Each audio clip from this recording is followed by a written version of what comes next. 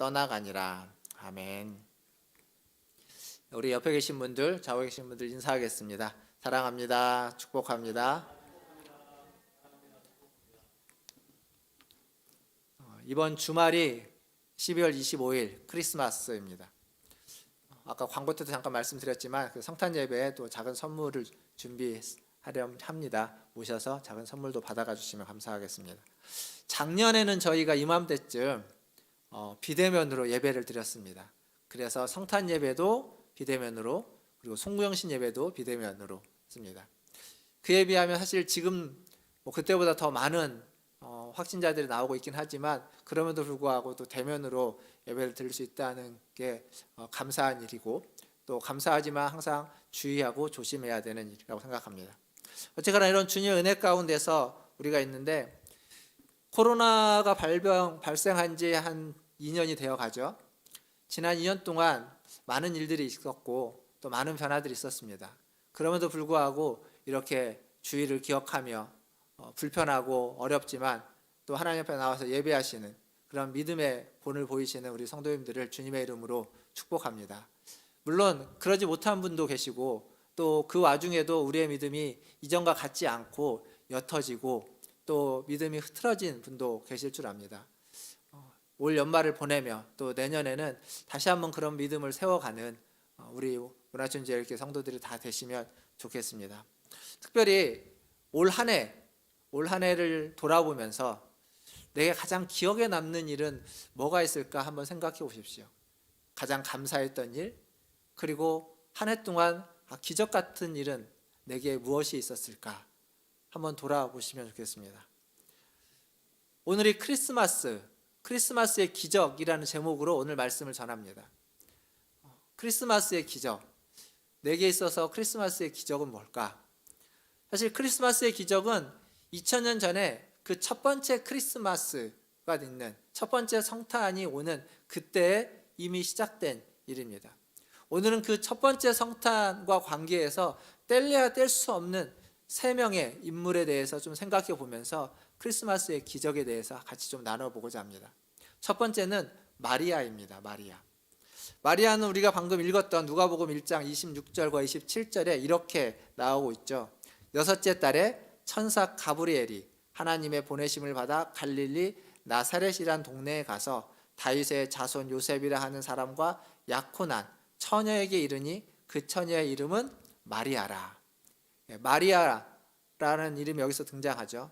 근데 마리아는 어디에서 살고 있냐면 갈릴리 나사렛에 살고 있습니다. 이 나사렛은 이스라엘에서 북쪽에 있는 동네입니다. 어찌 보면 이스라엘의 중심이 예루살렘이라면 갈릴리는 북쪽에 있는 변두리 같은 사람들이 별로 주목하지 않는 곳입니다. 별로 사람들에게 알려지지도 않았고 사람들의 관심이 없는 곳입니다. 그런데 기적은 그런 데서 일어나는 겁니다.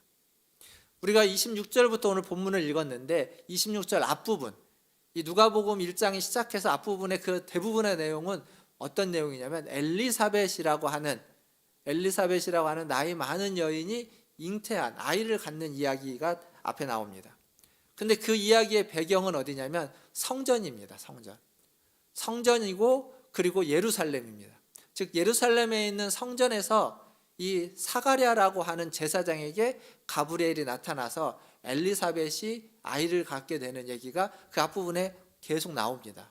그리고 6개월 후에 또 천사 가브리엘이 나사렛으로 보냈음을 받아서 그 나사렛에서 살고 있는 어린 소녀, 처녀인 어린 소녀 마리아에게 말씀을 전하게 되는 거죠. 이건 뭐와 같은 거냐면 어찌 보면 두 여인이 아이를 갖는 이야기인데 한 여인의 아이를 갖는 이야기는 우리나라로 얘기하면 서울의 강남에서 아주 유명하고 아주 잘 알려져 있는 경제인이나 정치인이나 지도자들의 집안에서 있는 일입니다. 그래서 많은 사람들에게 대서특필이 될 만한 아주 중요하게 여길 만한 일이고, 또 하나의 일은 서울 북쪽에 경기도 외곽에 있는 포천이나 양주나 이런 데에 살고 있는 시골에 살고 있는 아무도 관심을 갖지 않은 한 여인에게 천사가 찾아가서 말씀을 전하는 이야기입니다. 어떤 이야기가 더 중요한 이야기처럼 보일까요? 분명히 엘리사벳의 이야기가 훨씬 더 중요한 이야기처럼 보일 수밖에 없습니다. 그러나 천사 가브리엘이 똑같이 와서 전하는 소식은 아이를 가졌다라는 이야기입니다. 그리고 이 중요한 건 이 마리아에게 와서 내가 잉태하여 아들을 낳았다, 아들을 낳을 것이다 라고 하는 이 소식, 우리에게 이 소식은 성탄의 소식이고 복음입니다. 그런데 엘리사벳에게도 아이를 가졌다라는 소식은 기다렸던 아이, 나이가 많아서 아이가 없었기 때문에 아주 좋은 소식이 됩니다. 그러나 마리아에게는, 오늘 성경에 보면 마리아는 처녀다라고 2번이나 강조하고 있습니다. 아직 어린 소녀에게, 처녀인 소녀에게 아이를 가졌다라는 얘기는 이게 좋은 소식이 아닙니다. 좋은 소식이 아닌, 만약에 누가 와서 그런 얘기를 하면 요즘에는 그냥 명예훼손으로 고소할 만한 그러한 이야기도 될 수 있습니다. 그런데 이런 상식에 맞지 않는 일이 지금 천사를 통해서 마리아에게 전해지는 겁니다. 그냥 들으면 미쳤다고 할 만한 이야기가 전해지는 거죠. 사실 우리가 살면서 말도 안 되는 이야기들을 듣기도 하고 때로는 그런 일을 경험하는 경우도 있을 수 있습니다. 말도 안 되는 일을. 그러나 말도 안 되는 일을 경험하는 것도 있겠지만 그 중에서도 이런 것들은 상식적으로 합리적으로 말이 안 되는, 있을 수 없는 일이 되는 겁니다. 이런 일들이 때로는 우리의 믿음을 흔들기도 하지만 어쩔 때는 우리의 믿음을 더 견고하게 만들어 주기도 하는 일입니다. 여러분이라면 이러한 상황에서, 여러분이 마리아라면, 어린 소녀 마리아라면 여러분 어떻게 반응하시겠습니까? 우리 마리아는 이런 상황에서 어떻게 이야기했나요? 자기는 아직 남자를 알지 못합니다 라고 이야기를 하고 천사의 얘기를 다 듣고 난 다음에 마리아가 37절에 이렇게 이야기하고 있습니다. 누가복음 1장 37절에 대저 하나님의 모든 말씀은 능하지 못하심이 없느니라. 하나님의 모든 말씀은 능하지 못하심이 없느니라. 즉 하나님은 전능하시다는 걸 우리가 알고 있습니다. 하나님께는 불가능이 없다는 걸 알고 있습니다. 그래서 마리아가 이렇게 얘기하는 겁니다. 말씀으로 천지를 창조하신 하나님이 하신 말씀이라면 그대로 받아들이겠습니다. 그대로 될 것입니다 라고 이야기하는 거죠. 처녀가 잉태하여 아들을 낳는다, 아이를 낳는다, 이건 말이 안 되는 겁니다. 분명 이상합니다. 그러나 하나님이 하신다면, 천지를 창조하신 하나님이 하신다면 될 수 있는 일인 겁니다.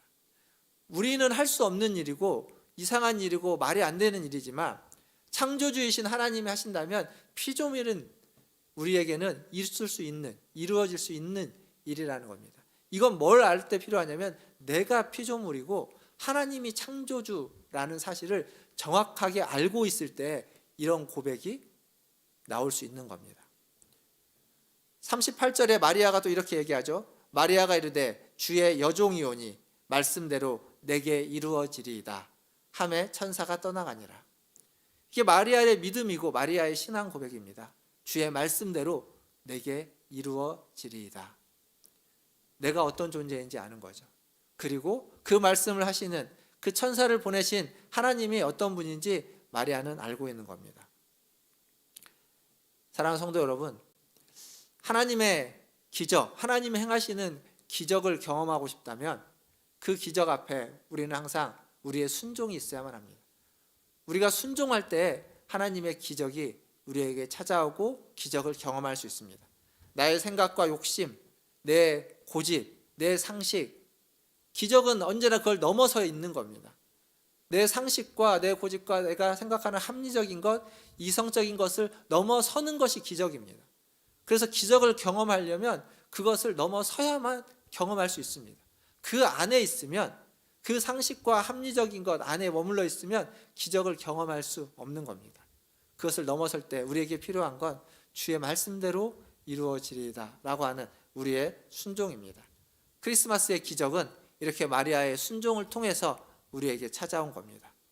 사랑하는 성도 여러분, 우리도 마리아처럼 순종하여 크리스마스의 기적을, 성탄의 기적을, 우리의 삶에서 기적을 경험하시는 저와 여러분 다 되시기를 주님의 이름으로 축원드립니다. 두 번째로 만나볼 사람은 요셉입니다. 요셉의 이야기는 마태복음에 있습니다. 마태복음 1장 18절과 19절을 한번 같이 보도록 하겠습니다. 마태복음 1장 18절과 19절 자막이 준비가 안 되어 있는 것 같은데요. 되어 있습니까? 예. 18절, 19절 같이 한번 읽어보겠습니다. 시작. 예수 그리스도의 나심은 이러하니라. 그의 어머니 마리아가 요셉과 약혼하고 동거하기 전에 성령으로 잉태된 것이 나타났더니 그의 남편 요셉은 의로운 사람이라 그를 드러내지 아니하고 가만히 끊고자 하여. 자, 여기 누가복음은 마리아의 관점에서 이 사건을 이야기하고 있는데 마태복음은 요셉의 관점에서 이 사건을 이야기하고 있습니다. 누가복음에서 마리아는 처녀로 소개되고 있지만 마태복음에서 요셉은 의로운 사람으로 소개되고 있습니다. 근데 이 의로운 사람 요셉에게 불미스러운 일이 생긴 겁니다. 약혼한 여인이, 약혼한 마리아가 아이를 갖게 된 겁니다. 아직 약혼은 했지만 정식적인 결혼을 하지 않아서 합방을 하지 않았고 아직 마리아는 마리아의 고백처럼 남자를 알지 못하는 상태인데 이런 불미스러운 일이 생긴 겁니다. 그걸 이제 요셉이 알게 된 겁니다. 의로운 요셉 어떻게 해야 될까요? 그는 자기가 할 수 있는 최선의 선택을 합니다. 그건 뭐냐면 조용히 이 일을 정리하는 겁니다. 자기의 약혼녀였던 마리아에게 다른 사람들이 해를 가지 못하도록 그 일을 덮어가려는 거죠. 그가 겪을 어려움을 생각해서 조용히 정리를 하는 겁니다. 그러니까 요셉의 의로움은 자기의 무죄함을 드러내, 나는 아무런 잘못이 없다, 잘못은 저 사람이 했다라고 하는 자신의 무죄함을 드러내기 위한 의로움이 아니라 어려움 당한 사람, 그 사람의 그 어려움을 덮어주고 그 사람의 어려움을 감싸주는 그러한 의로움이었다고 말할 수 있습니다. 부정을 저지른 아내 그 마리아를 향해서 분노하고 화를 내고 그를 내치는 것이 아니라 조용히 그 관계를 정리함으로써 가장 신사적이고 그가 할 수 있는 최선의 노력을 하는 그러한 의로운 요셉입니다. 그런데 그때 믿을 수 없는 일이 또 생겨나는 겁니다. 천사 가브리엘이 또 등장하게 되죠. 마태복음 1장 20절에 이렇게 됩니다. 이 일을 생각할 때에 주의 사자가 현몽하여 이르되 다윗의 자손 요셉아 내 아내 마리아 데려오기를 무서워하지 말라. 그에게 잉태된 자는 성령으로 된 것이라. 이 말씀, 그러니까 이 일이 어떻게 된 일인지 이 일의 자초지정을 천사가 와서 요셉에게 알려줍니다. 성령으로 잉태된 것이다. 그가 부정해서 그렇게 된 것이 아니다 라고 알려주는 거죠. 그 천사의 말을 듣고 요셉은 어떤 마음이 들었을까요? 여러분이라면 어떤 생각을 하겠습니까? 그렇구나. 마리아는 부정하지 않구나. 쉽게 받아들이고 쉽게 갈 수 있을까요? 이게 사실 듣도 보도 못한 일인 겁니다. 한 번도 없었던 일이고 그런 일이 있다는 걸 들어본 적도 없고 이전에도 없었고 이후에도 없는 일입니다. 이걸 받아들인다는 건 그렇게 간단한 일이 아닌 겁니다. 근데 이게 한 번도 경험해보지 못해서 어려운 일이기도 하지만 또 하나는 이걸 받아들인다고 한다는 건 요셉이 짊어져야 하는, 요셉이 겪어야만 하는 그 여러 가지 사람들의 따가운 시선과 수군거림과 이것을 다 감내해야만 하는 겁니다. 지금 아직 결혼식을 치르지 않았는데 자신의 아내가 잉태를 했다는 건 우리식으로 표현하면 속도 위반인 겁니다. 그걸 사람들이 이야기하는 걸 그대로 감내하겠다라는 그러한 결심이 없으면 요셉은 이걸 받아들일 수 없는 겁니다. 그는 의로운 사람이지 않습니까? 사람들에게 다 그가 얼마나 의로운 사람인지, 얼마나 깨끗한 사람인지, 바른 사람인지 그는 평생 그렇게 살아왔는데 그러니까 이러한 일이 생겼을 때 조용히 끊으려고 한 거죠. 자기의 의로움도 지키면서 자기의 아내도 자기가 할 수 있는 최대한의 배려를 해주기 위해서. 근데 이걸 받아들이는 건 자신이 지금까지 쌓아왔던 모든 것들을 다 내려놔야만 하는 겁니다. 내려놔야만 하는 거예요. 요즘은 결혼하기 전에 아이를 갖는 게 결혼 선물이다 이런 얘기도 있는 시대이긴 합니다. 하지만 이 옛날에는 그러지 않았죠. 분명 요셉은 그러한 모든 것들 속에 천사의 말도 받아들이기 어려운 얘기였지만 그거 받아들인다고 할 때에 자기가 감내해야만 하는 다른 사람의 따가운 시선을 감내하기로 결정을 하는 겁니다. 의로운 요셉이었기에 더 어려웠을 얘기지만 하지만 그 어려운 걸 천사의 분부대로 감내하는 겁니다. 24절과 25절을 보면 요셉이 이렇게 이야기합니다. 요셉이 잠에서 깨어 일어나 주의 사자의 분부대로 행하여 그의 아내를 데려왔으나 아들을 낳기까지 동침하지 아니하더니 나음의 이름을 예수라 하니라. 일어나서 그는 주저하지 않고 천사의 분부대로 아내를 데려왔습니다. 굉장히 힘든 선택이죠. 힘든 선택을 했습니다. 우리가 힘든 선택을 하고 힘든 순종을 하면 그 순종에 합당한 어떤 축복과 은혜와 복이 있기를 기대합니다. 그리고 그런 게 더 좋을 거라고 생각합니다. 그리고 성경에 보면 힘든 순종을 했을 때 하나님 주시는 은혜와 복이 기적 같은 일들이 일어납니다. 믿음으로 순종했을 때 병이 낫기도 하고 귀신이 떠나가기도 합니다. 또한 요단강이 갈라지기도 하고 여리고성이 무너지기도 하는 거죠. 그리고 사자굴에 들어갔을 때에도 하나님이 사자의 입을 막아서 거기에서 살아나게끔 하기도 합니다. 이게 하나님 앞에 순종했던 사람들이 겪었던 은혜이고 기적입니다. 그런데 모든 순종했던 사람들이 이런 기적을 겪었던 것은 아닙니다. 항상 순종할 때마다 이러한 기적들이 일어나는 것은 아닙니다. 만약 그렇다면 우리의 순종이 뭐가 그렇게 어렵겠습니까? 순종하기만 하면 어려움은 다 사라지고, 순종하기만 하면 문제들은 다 해결되고, 순종하기만 하면 축복이 넘치고 병도 낫고 하는 사업도 다 잘 되고 모든 것들이 다 좋다고 하면 누가 순종하지 않겠습니까? 그건 순종이 어려운 순종이 아닌 겁니다. 쉬운 순종이죠. 그러나 순종은 항상 그러한 일을 우리에게 약속하거나 보장하지는 않습니다. 그러한 은혜와 그러한 기적이 우리에게 일어납니다. 그러나 항상은 아닌 겁니다. 실제로 보면 순종은 했지만 순종한 것 때문에 더 어려워질 수도 있습니다. 왜냐하면 순종이라는 건 아까 말씀드렸죠. 기적을 경험하기 위한 순종은 무엇인가 약간은 비상식적이고 약간은 무리수가 되는 것이고, 이것 하면 분명히 내게 부담되고, 요셉이 했던 것처럼 이건 사람들의 따가운 시선과 여러 가지 불합리한 것들을 견뎌내야만 하는 건데, 그렇게 순종했는데 그러한 것들이 다 사라져버리면 좋겠지만 견뎌내야만 한다는 건 사라지지 않는다는 겁니다. 그걸 받고 그걸 겪고 그걸 참고 그걸 인내야만 하는 것. 그래서 순종이 어려운 것이고, 그래서 순종은 귀한 것일 수밖에 없습니다. 쉽지 않은 것이 되는 거죠. 순종은 우리의 고민, 우리의 두려움, 우리의 걱정, 우리의 염려, 다른 사람들이 우리를 향한 비난, 손가락질, 이걸 다 감내해야 하는 겁니다. 그래서 그 순종은 지금 내가 겪고 있는 것만 바라보면 순종하기 어려운 겁니다. 근데 겪고 있는 것만 바라보는 것이 아니라 그 이면에, 그것이 지난 이후에 더 멀리를 내다보는 거죠. 요셉은 더 멀리를 내다보게 됐습니다. 미래를 꿈꾸게 되는 겁니다. 더 중요한 가치가 무엇인지를 보고 순종을 했던 겁니다. 우리도 마찬가지가 되는 거죠. 사랑하는 성도 여러분, 순종은 내게 어려움이나 고난을 줄 수 있습니다. 내게는 기적을 가져올 수도 있고 어려움과 고난을 가져올 수도 있는 게 순종입니다. 내게는 그렇습니다. 그러나 하나님께는 다릅니다. 우리가 하는 순종은 하나님께는 반드시 하나님의 일을 이루는, 하나님이 기적을 베푸시는 통로가 되고 디딤돌이 된다는 겁니다. 내게는 그것이 기적이 될 수도 있고 때로는 그것이 어려움과 고난이 될 수도 있습니다. 내게는 둘 중에 하나가 될 수 있습니다. 그러나 하나님께는 여러분의 순종이 기적을 이루는 통로가 되는 겁니다. 여러분의 순종을 통해서 하나님은 기적을 이루어 가시는 겁니다. 여러분의 순종이 하나님의 기적을 만들어내는 겁니다.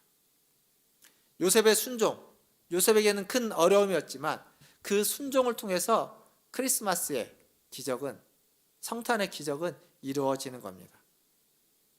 이제 요셉처럼 우리의 순종을 통해서도, 우리 여러분의 순종을 통해서도 성탄의 기적이, 하나님의 기적이 이루어지는 그러한 순종을 하시는 우리 문화촌제일교회 성도들 다 되시기를 주님의 이름으로 축원드립니다. 이제 마지막으로 세 번째 사람을 보려고 합니다. 그 사람은 예수님입니다. 예수님, 빌립보서 2장 6절에서 8절까지 말씀을 좀 같이 보도록 하겠습니다. 예수님은 성탄의 주인공이죠. 성탄의 주인공인 예수님에 대해서 빌립보서 2장 6절을 보시면 이렇게 적혀져 있습니다. 그는 근본 하나님의 본체시나 하나님과 동등됨을 취할 것으로 여기지 아니하시고 오히려 자기를 비워 종의 형체를 가지사 사람들과 같이 되셨고 사람의 모양으로 나타나사 자기를 낮추시고 죽기까지 복종하셨으니 곧 십자가에 죽으심이라. 우리는 예수님이 어떠한 분인지 잘 압니다. 다 압니다. 근데 오늘 말씀해 보니까 6절에 그는 근본 하나님의 본체시나 하나님과 동등됨을 취할 것으로 여기지 아니하셨다. 하나님의 본체, 하나님과 동등된 분. 우리가 예수님을 다 알기는 아는데 우리가 알고 있는 예수님이 과연 어떤 예수님일까? 하나님과 동등하고 하나님의 본체이신 예수님에 대해서 우리가 얼마나 알까요? 우리는 그 부분을 알지 못합니다. 우리가 생각하는 예수님의 영광은 우리가 생각하는 수준인데 하나님의 영광, 이걸 우리가 온전히 알 수가 없습니다. 본 적도 없고 경험해 본 적이 없기 때문에. 그래서 예수님의 이 본체라는 이 말씀은 예수님이 얼마나 영광스러운 분인지 우리가 온전히 알 수는 없습니다. 그런데 성경에 보면 이사야서 6장에 천사들이 등장하는데 천사들이 하나님의 보좌 앞에 있을 때 그들이 어떤 모습을 취하냐면 두 날개로는 눈을 가리고 두 날개로는 발을 가리고 두 날개로는 날면서 거룩하다 거룩하다 거룩하다 찬양합니다. 그럼 무슨 의미냐면 하나님의 그 보좌 앞에서 하나님의 영광 앞에서 천사도 그 영광이 너무 영광스러운 것이어서 차마 보지 못하고 자신의 발을 가릴 만큼 천사는 우리에게 비교하면 아주 영광스러운 존재, 이거 아주 영적인 존재입니다. 근데 그 천사가 하나님의 앞에서는 자기의 발과 눈을 가릴 만큼 하나님의 영광은 더 위대하고 더 빛나고 더 영광스러운 거였던 겁니다. 그게 예수님의 영광입니다. 그 예수님이 하나님과의 동등된 위치에 있는 예수님의 참된 본체의 모습입니다. 그런데 그런 영광 가운데 있는 분이 방금 우리가 읽었던 빌립보서 말씀을 보니까 그 동등됨을 취할 것으로 여기지 않고 자기를 비워서 종의 형체인 사람으로 이 땅에 내려오셨다는 겁니다. 잠깐 이 땅에 내려오신 것이 아니라 이 땅에서 사람이 되셨다라고 이야기하고 있습니다. 종의 형체인 사람이 되셨다. 그것도 아기 예수로 오셨습니다. 성탄은 그겁니다. 아기 예수로 오신 예수님. 이게 그냥 쉽게 되는 게 아닙니다. 자기의 것을 다 비워야 되는 겁니다. 다 내려놔야만 되는 겁니다. 창세기에 가보면 아브라함이 아들 이삭을 데리고 모리아 산으로 갑니다. 그때 이삭의 나이가 아마 10대 청소년식 17, 18 이 정도의 나이였을 거라고 이야기합니다. 저희 지금 지민이가 16이죠. 저보다 더 키가 크고 저보다 더 힘이 셉니다. 쉽게 말하면 10대 그 청소년은 아버지가 나이 많은 할아버지 같은 아버지가 힘으로 감당할 수 없는 겁니다. 근데 어떻게 되죠? 모리아 산에 가서 그 자기 아들을 제물로 바치려고 합니다.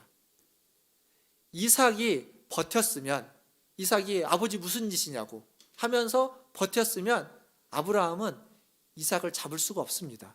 죽이려는 자세를 취할 수가 없습니다. 도망가 버렸을 거거든요. 아니면 아버지를 묶어버렸겠죠. 근데 그때 이삭은 성경에 보면 아무런 저항이 없습니다.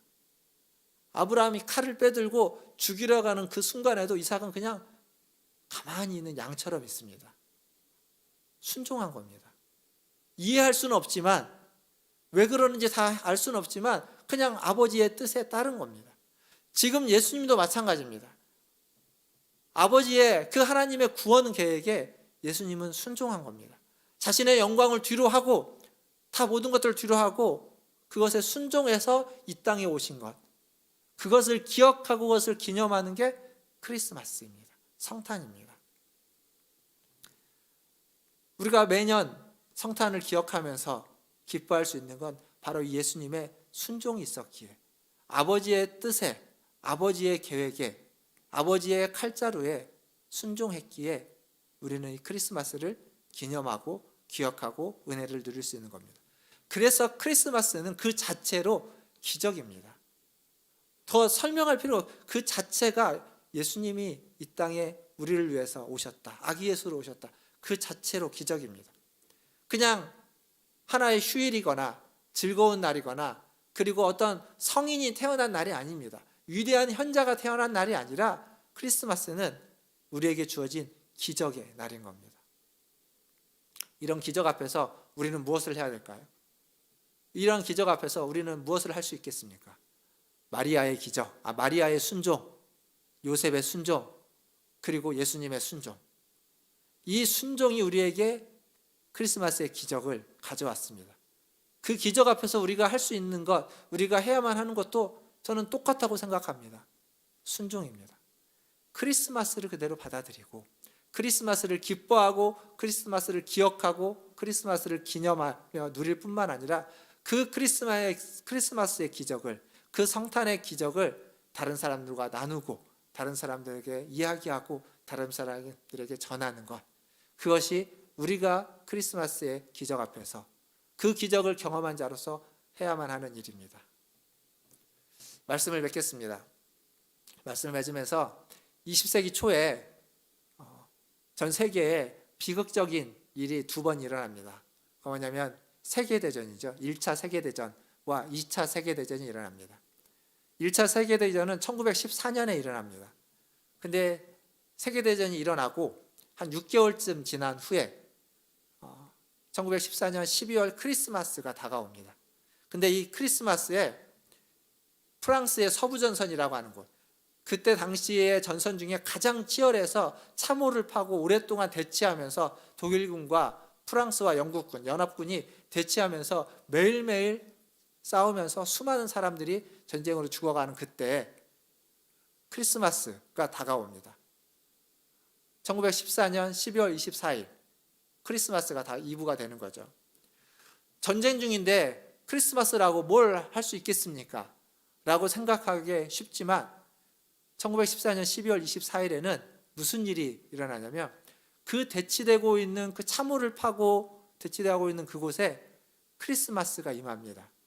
그래서 독일군과 프랑스군, 영국군이 참호에서 나와서 함께 비스켓과 초콜릿을 교환하면서 선물을 교환하고 같이 캐롤을 부르고 그리고 축구 시합을 합니다. 축구 시합은 독일군이 3대2로 영국군을 이겼다라고 하는 얘기가 있습니다. 이게 우리나라가 아니죠. 전 세계의 전쟁사에 기록되어 있는 믿어지지 않는 이야기이지만 사실입니다. 1914년 12월 24일과 25일 양일에 거쳐서 그러한 일이 일어납니다. 크리스마스의 기적. 여러분 인터넷에 크리스마스의 기적, 전쟁 속에 있었던 크리스마스의 기적 치면 이 이야기가 나옵니다. 그리고 이 이야기는 영화로도 만들어졌고 영국의 광고로도 만들어져 있습니다.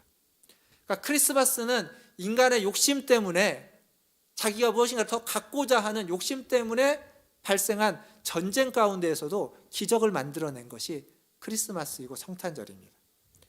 또한 크리스마스는 인간의 죄악으로 말미암아서 하나님과 관계가 깨져 있고 세상과 관계가 깨졌던 이 모든 깨어진 관계를 회복시키는 기적을 만들어내는 것이 크리스마스입니다. 우리는 그 기적을 맛보고 경험하고 지금 누리고 있는 크리스마스를 아는 사람인 거죠. 그래서 이 크리스마스를 여러분이 맛보시고 누리실 뿐만 아니라 이 크리스마스의 은혜를, 성탄의 은혜를, 성탄의 기적을 매일매일 삶에서 누리시고 매일매일 다른 사람들에게 나누시는 우리 문화전제일교 모든 성도들 다 되시기를 주님의 이름으로 축원드립니다. 함께 기도하겠습니다.